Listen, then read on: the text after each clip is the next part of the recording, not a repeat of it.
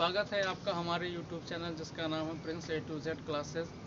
तो जैसा कि आप लोग जान रहे हैं कि हमने आपको जो है पिछले वाले पार्ट में वो लीवर और पैंक्रियास के बारे में बताया था। तो हमारा जो आज का जो टॉपिक है उसमें हम आपको जो है लार्ज इंटेस्टाइन के बारे में बताने वाले हैं। तो आइए देखते हैं हमारा जो लार्ज इंटेस्टाइन है उसमें कौन कौन सी चीज़ें आती हैं। तो पहले थोड़ा सा हम पीछे जाएंगे। तो स्मॉल इंटेस्टाइन में जो था वो हमने बताया था कि स्मॉल इंटेस्टाइन जो होता है वो 3 भागों में डिवाइड होता है। पहला जो है डिओडिनम, दूसरा जो है जेजुनम और तीसरा जो है वो इलियम है। अब जब हमारा खाना जो है वो जब डिओडिनम में जाता है, डिओडिनम में जाने के बाद पैंक्रियास से पैंक्रियाटिक जूस और लीवर से जो है वो पित्त रस जो है यानी बाइल जूस जो है आकर के जिस नली के माध्यम से आकर के डिओडिनम में वो गिरता है उसको कहा जाता है हिपैटो पैंक्रियाटिक डक्ट।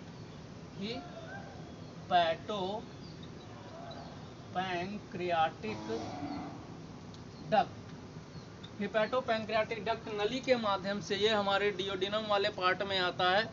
तो जब यहाँ से हमारा जो खाना है वो पहले जब आमाशय में रहता है तो वो एकदम अम्लीय माध्यम में रहता है, लेकिन जब डिओडिनम वाले पार्ट में आता है तो जब हिपैटो पैंक्रियाटिक डक्ट से लीवर से बाइल जूस और पैंक्रियास से पैंक्रियाटिक जूस आकर डिओडिनम वाले पार्ट में मिल जाता है तो वो भोजन को जो है वो क्षारीय बना देता है और यहीं पर जो है हमारा जो है पूर्ण रूप से भोजन यानी कार्बोहाइड्रेट, फैट और प्रोटीन्स का पूर्ण रूप से पाचन हो जाता है। अब इसके बाद जो है डिओडिनम वाला जो पार्ट है वो सीधे आपके इलियम में जेजुनम के रास्ते से इलियम में जाता है, यानी पचा हुआ जो भोजन है वो इलियम वाले पार्ट में जाएगा और यहीं पर इसका क्या होता है एब्जॉर्प्शन मतलब क्या होता है, अवशोषण होता है। यानी जो आपके पोषक तत्व हैं वो इसी भाग में पूछा जाता है कि भोजन का पाचन यानी पोषक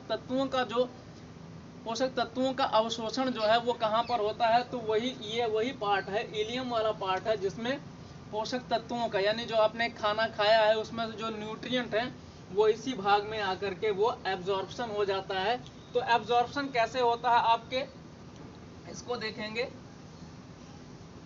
तो जो छोटी आंत का इलियम वाला पार्ट है उसमें कुछ फिंगर लाइक प्रोजेक्शन होती हैं इस प्रकार से। तो इसमें क्या होता है, इसमें जब यहाँ से आंत से आता हुआ खाना जो है यहाँ पर पहुँचेगा तो यहीं पर क्या होता है, इसका एब्जॉर्प्शन हो जाता है और भोजन जो है यहीं पर अवशोषित हो जाता है। अब यहाँ पर क्या होता है, यहाँ पर कुछ इस प्रकार से रक्त केशिकाएं होती हैं। इस प्रकार से जो है वो रक्त ब्लड वेसल्स यानी रक्त नलिकाएं होती हैं।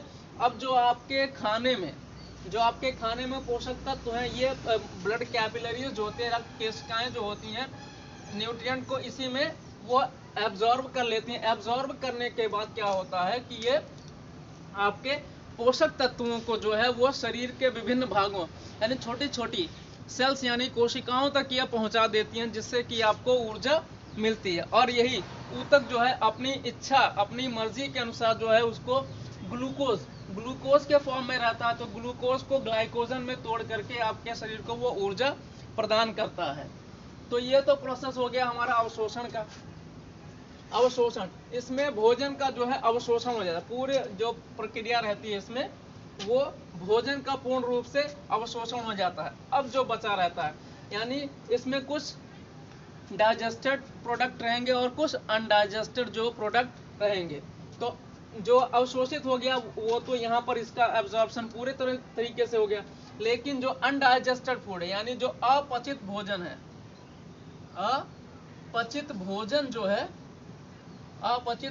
जो है वो कहाँ पर जाएगा, अब वो सीधे जाएगा हमारे लार्ज इंटेस्टाइन में। अब लार्ज इंटेस्टाइन के बारे में हम लोग पढ़ेंगे। तो लार्ज इंटेस्टाइन को जो है जैसे हमने आपको बताया था कि छोटी आंत में जो है वो 3 पार्ट होते हैं। तो छोटी आंत में 3 पार्ट, जैसे डियोडिनम, जेजुनम और इलियम है। उसी प्रकार से हमारा लार्ज इंटेस्टाइन भी जो है वो 3 भागों में डिवाइड होता है।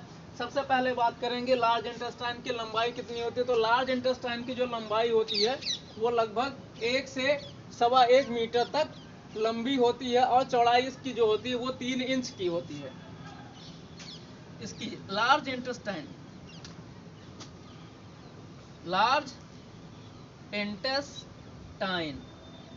लार्ज इंटेस्टाइन की जो लंबाई होती है वो इसकी लंबाई 1 से 1.25 मीटर तक होती है। 1 से 1.25 मीटर तक होती है, जबकि इसकी चौड़ाई जो होती है वो 3 इंच की होती है। इसकी लंबाई तो ये हो गई और चौड़ाई जो होगी इसकी वो 3 इंच की होती है। इसीलिए जो है इसको लार्ज इंटेस्टाइन, यानी इसकी जो लंबाई है वो काफी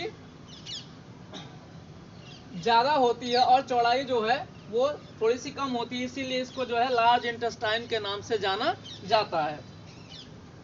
तो अब लार्ज इंटेस्टाइन को जो है 3 भागों में इसको डिवाइड किया गया है, 3 पार्ट में इसको डिवाइड किया गया। तो देखेंगे इसका जो है लार्ज इंटेस्टाइन के भागों को देखेंगे।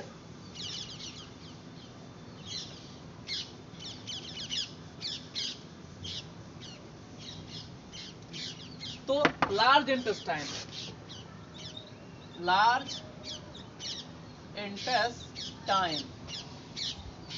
इंटेस्टाइन जो है वो 3 भागों में डिवाइड होता है। पहला भाग जो होता है वो सीकम, कॉलन और रेक्टम,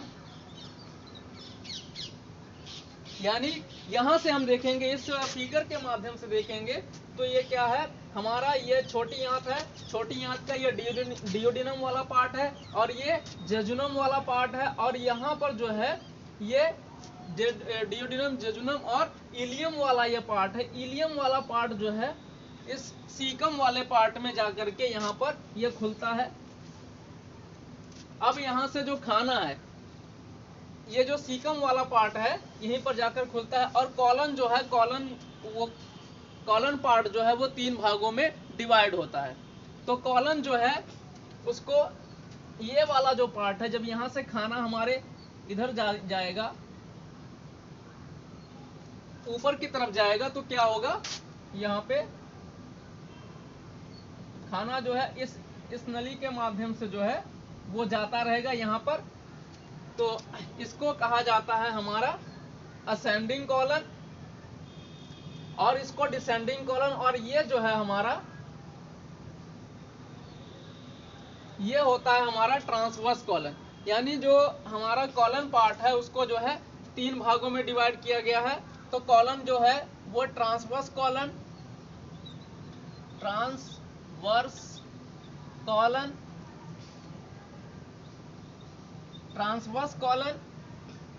असेंडिंग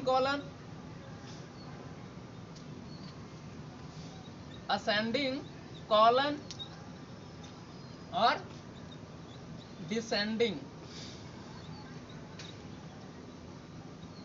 डिसेंडिंग कॉलन। तो अब ये जो है हमारे यहाँ पर, इसको जो है ये अपेंडिक्स कहा जाएगा। अपेंडिक्स ये वाला जो है हमारा वो असेंडिंग कॉलन हो गया, और ये डिसेंडिंग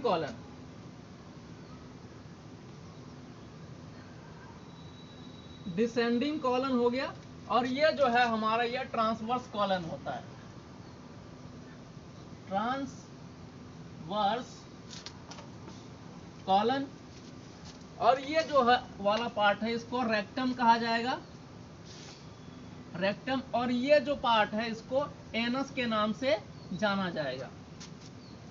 तो जो खाना है हमारा इस सीकम वाले पार्ट से होता हुआ ये हमारा ट्रांसवर्स कॉलन यानी असेंडिंग कॉलन और ट्रांसवर्स कॉलन डिसेंडिंग कॉलन से जो है हमारे एनस के थ्रू वो फीकस मैटर के द्वारा जो है बाहर निकल जाता है। तो अब जो है अपेंडिक्स ये जो होता है ये एक कीड़े नुमा संरचना होती है जो कि पहले के जंतुओं में वो पाया जाता था। पहले जब इंसान जो है जैसे पत्ते वगैरह जो खा लेता है कच्चा, तो उनको जो है इसमें जो है इस असेंडिंग कॉलन में जो है अपेंडिक्स में जो है वो एक बहुत ही स्ट्रांग जो है वो एंजाइम निकलता था जो उसको पचाने में उस सहायता करता था। लेकिन अब जो है वो इंसान में ये नहीं पाया जाता है, इसलिए इसको अवशेषी अंग के नाम से जाना जाता है। इसको वर्मीफॉर्म अपेंडिक्स कहा जाता है, वर्मीफॉर्म अपेंडिक्स के नाम से जाना जाता है, यानी इसको कृमि रोग परशेषिका के नाम से जाना जाता है।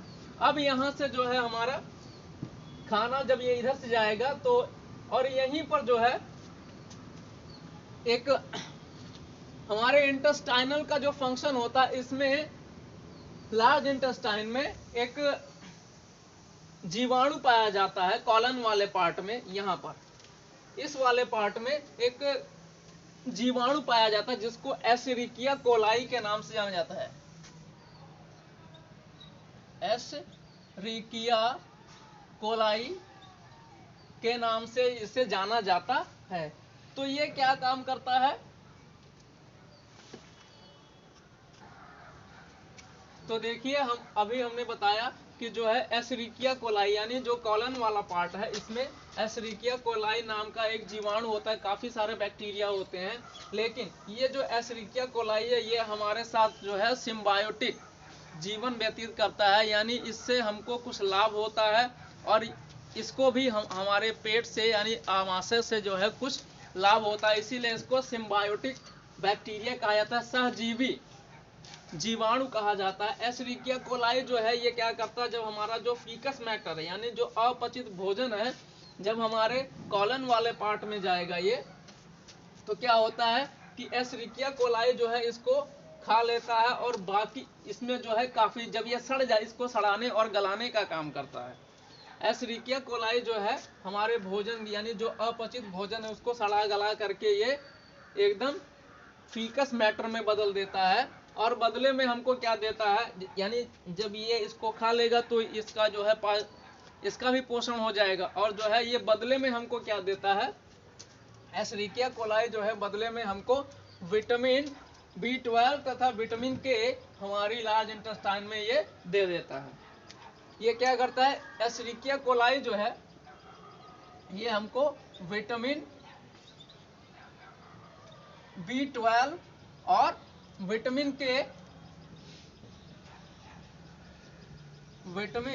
के ये जो है हमको हमारे जो है आंत में वो छोड़ देता है, इसलिए ये सहजीवी प्रकार का एक जीवाणु है जो कि हमारे लिए काफी फायदेमंद होता है।